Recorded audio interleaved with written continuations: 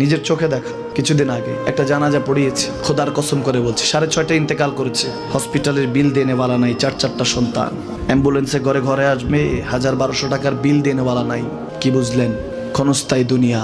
মুমিনের কম থাকলেও আমি বলি, কেউ যদি এসে বলে হুজুর একটু দোয়া করেন, খুব পেরেশানিতে আছি, আমি তার হাত চুমু খেয়ে বলি তোমাকে মোবারকবাদ, আল্লাহ তোমাকে ভালোবাসে। পেরেশানি তো মালিক দেয়, এই জন্য এটা রহমত মুমিনের জন্য। পেরেশানি দেয় যখন ফেরেশতারা বলে আল্লাহ চাইতেছে টাকা পয়সা চাইতেছে, বলে এটা কি? বলে ফাসেক, দে বিদায় কর। তার চাওয়া চেয়ে বিরক্ত লাগে, বিদায় কর, কি লাগে দে। মুমিন যখন চাইতে থাকে আল্লাহ আমাকে কিছু লাগবে, যখন একটু করে চায় আমার মাটাকে সুস্থ করে দাও, বাবাটাকে আল্লাহ আমার স্ত্রীকে আমার আমাকে একটু তৌফিক দাও, চাইতে থাকে মুমিন। আল্লাহ বলে যখন ফেরেশতারা দেখে মুমিন চাচ্ছে, দেরি করতে পারে না, তাড়াতাড়ি খাজানা নিয়ে দিতে নেবে, আল্লাহ বলে রাখোস না, এত তাড়াহুড়া কিসে? তার চাওয়ার মধ্যে তো প্রেম আছে, একটু চাইতে দেস না।